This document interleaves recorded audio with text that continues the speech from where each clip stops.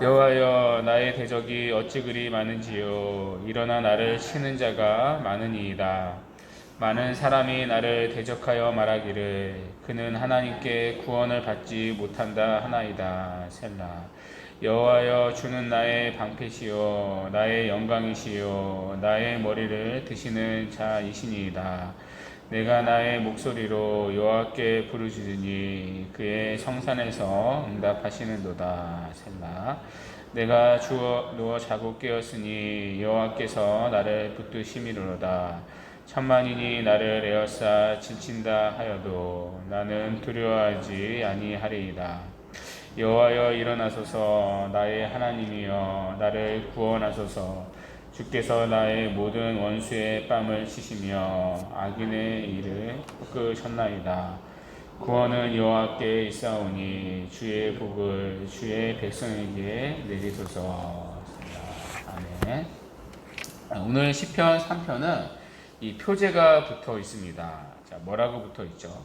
다윗이 그의 아들 압살롬을 피할 때 지은 시라는 표제입니다. 자, 이 시편은 표제가 있는 첫 번째 시편인 거죠. 자, 시편 150편 중에 이 다윗이 쓴 시편이 이제 73개나 됩니다. 자, 그 중에 13개의 시편이 역사적인 배경을 포함하고 있습니다. 자, 오늘 시편도 역사적인 배경이 있습니다. 자, 바로 다윗이 그의 아들 압살롬을 피할 때 지은 시입니다. 자, 이 일은 사무엘하 15장에서 19장의 내용입니다. 아시다시피 이제 압살롬은 이제 아버지 다윗의 왕위를 차지하려 했습니다. 자, 이것을 위해 그는 몇 해 전에 그의 형제 암논을 죽였습니다. 라이벌을 숙청한 거죠. 자, 이제 압살롬은 왕위를 차지하려는 구체적인 계략을 짜기 시작했습니다. 자, 그 계략 중 하나가 백성들의 마음을 훔치는 것이었죠. 다윗이 바쁘게 나라를 다스리는 동안 압살롬은 백성들을 유혹해서 그들의 마음을 얻었습니다. 그리고 이스라엘 백성들은 압살롬을 환호하기 시작했습니다. 왕권이 넘어가는 분위기죠. 결국 다윗은 가까스로 압살롬으로부터 도망치게 되었습니다. 자, 그때 다윗은 여전히 그에게 충성하는 사람들과 함께 그의 왕궁을 떠났습니다. 그리고 그는 머리를 가린 채 울면서 맨발로 갈람산을 올라갔습니다. 자, 그 길에서 사울의 친척들 가운데 하나인 시므온이라는 자는 다윗을 향해 마구 저주한 일이 있었습니다. 자, 사무엘하 16장 7절에서 8절인데요.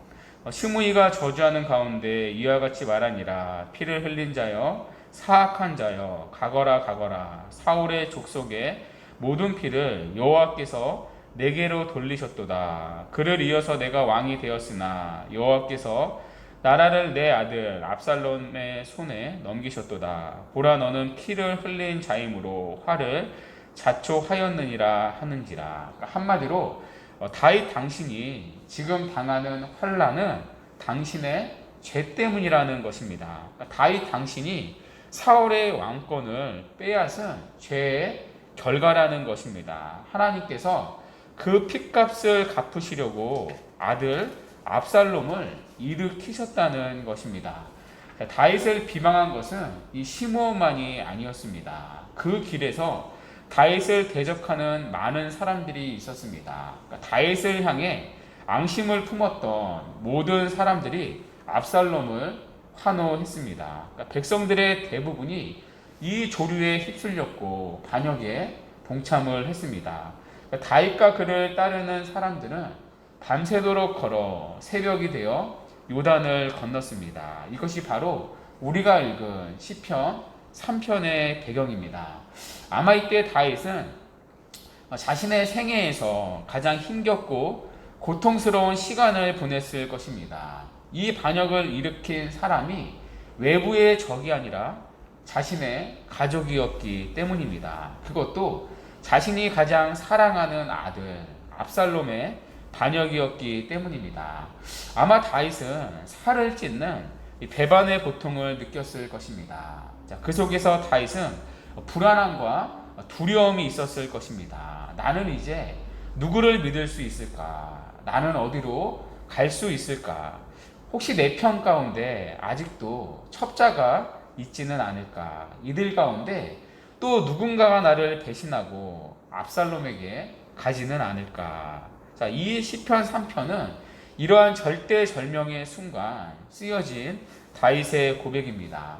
자, 그래서 학자들은 이 시편을 개인의 탄원시라고 부릅니다. 그러니까 탄원시라는 말은요, 현재 겪는 고통으로 인해 괴로워 울부짖으며 하나님의 도우심을 간구하는 시라는 뜻입니다. 그러니까 이런 시편의 배경을 이해하고 오늘 본문을 들여다 보겠습니다. 자, 먼저 1절에서 2절을 보십시오. 1절에서 2절은 다윗이 처한 상황을 묘사합니다. 어쩌면 다윗의 불평과도 같이 들립니다. 자, 그런데 다윗의 입술에서 계속해서 반복되는 단어가 하나 있습니다. 자, 여러분 무엇이죠? 바로 많다라는 단어입니다. 그러니까 많다라는 단어가 짧은 2절에서 3번이나 반복됩니다. 자, 1절에 나의 대적이 어찌 그리 많은지요. 그러니까 다윗에게는 지금 많은 대적이 있다는 고백이죠. 자, 또 1절 하반절에 나를 치는 자가 많으니이다. 많은 사람이 일어나 그를 쳤습니다. 자, 다윗은 이런 많은 사람들에 의해 완전히 압도되었던 것 같습니다. 그러니까 다윗은 지금 많은 사람들에 의해 둘러싸여 있습니다. 자, 그에게 탈출구는 보이지 않습니다. 지금 다윗은 막다른 골목에 몰려 있는 것이죠. 자, 그러나 무엇보다 다윗을 가장 힘들게 한 것은 이 대적자들의 비방이었을 것입니다. 자, 어떤 비방이죠?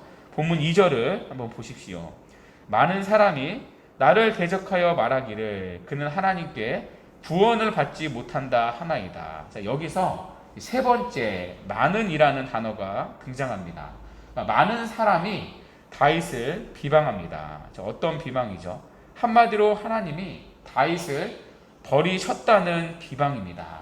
아마 다윗의 대적자들은 다윗이 지은 죄를 생각했을 것입니다. 그러니까 다윗이 이 밧세바와 저지른 죄를 생각했을 것입니다. 자, 그 죄 때문에 하나님의 다윗을 버리셨다. 그렇게 비방했을 것입니다. 자, 그 죄에 대한 대가가 이제 압살롬의 반역이라는 거죠.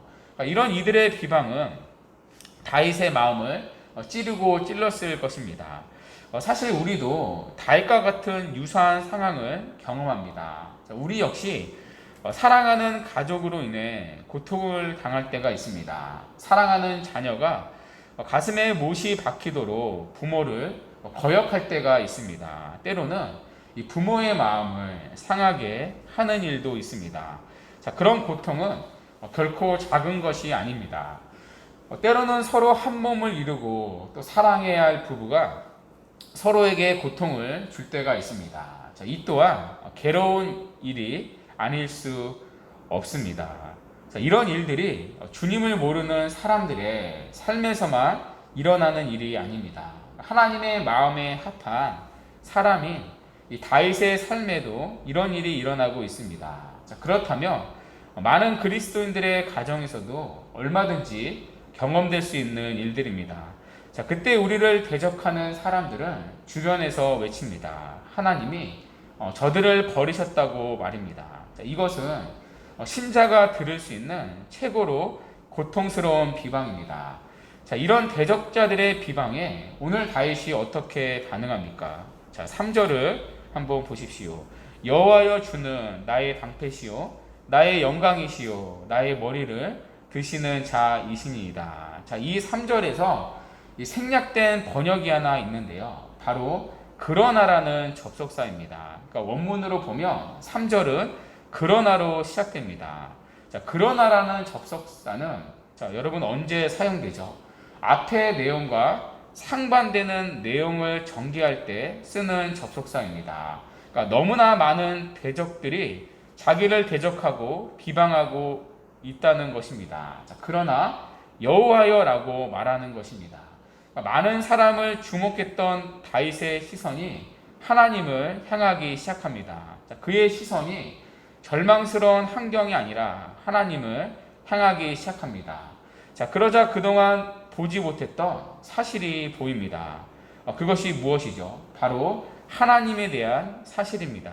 자, 그 사실이 3절 하반절의 고백인데요. 주는 나의 방패시요 나의 영광이시요 나의 머리를 드시는 자이시니이다. 자, 먼저 주님은 나의 방패라고 말합니다. 자, 여호와 하나님은 자신을 둘러싼 방패라는 것입니다. 자, 그래서 사방으로 우겨쌈을 당할지라도 자신은 안전하다는 것입니다. 왜냐하면 하나님이 자신을 사면에서 보호하시는 방패가 되어 주시기 때문입니다. 자, 이어서 주님은 또한 나의 영광이라고 말합니다.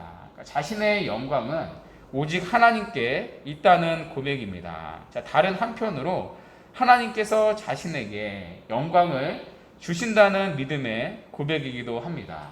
자, 그리고 주님은 나의 머리를 드시는 분이라고 고백합니다. 자, 머리를 든다는 표현은요, 옛 직분을 회복시켜주는 것을 의미합니다. 그러니까 하나님께서 자신을 다시 왕으로 회복시키실 것이라는 믿음의 고백입니다. 자, 그래서 다윗은 그런 하나님께 간절히 부르짖기 시작합니다. 4절입니다. 내가 나의 목소리로 여호와께 부르짖으니 그의 성산에서 응답하시는도다. 자, 여기서 부르짖다는 말은요, 히브리어로 보면 미완료형 시제입니다.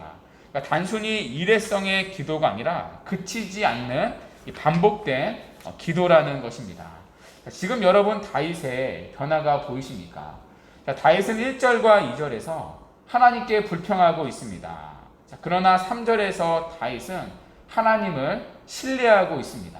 하나님을 향한 믿음의 고백을 하고 있습니다. 그러니까 하나님을 향한 탄원이 지금 신뢰로 바뀌어 있습니다.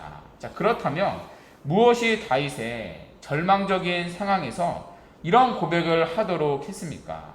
무엇이 하나님을 향한 불평이 신뢰로 바뀌도록 만들었습니까? 그것은 바로 다윗의 시선에 변화가 있었기 때문입니다. 자, 다윗의 상황은 여전히 변하지 않았습니다. 많은 사람들이 자신을 대적하고 있습니다. 자, 그러나 다윗의 시선이 변했습니다. 그의 시선이 대적들에게서 하나님께로 돌려졌기 때문입니다. 대적들이 아닌 하늘에 계신 하나님께 그 절망의 순간 그의 시선이 옮겨졌기 때문입니다. 자, 그러자 오늘 3절에서와 같이 하나님을 향한 소망이 생기기 시작했던 것입니다. 자, 우리 역시 마찬가지죠. 우리 역시 사방으로 우겨쌈을 당하는 고난을 만날 때가 있습니다.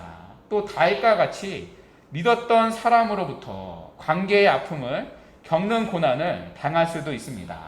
자, 그러나 그때 우리가 해야 할 첫 번째 반응은 이것입니다. 우리의 모든 시선을 하나님께 돌려야 한다는 것입니다. 하나님께 주목하면 할수록 우리는 환난 속에서 다윗과 같은 평안을 누리게 될 것입니다. 그리고 구원의 확신을 가지게 될 것입니다. 우리를 도우시는 하나님의 인도하심을 누리게 될 것입니다.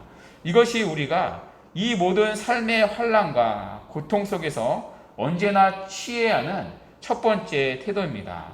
자, 그래서 이런 말이 있지 않습니까? 신앙은 시력이 아니라 시선의 문제이다.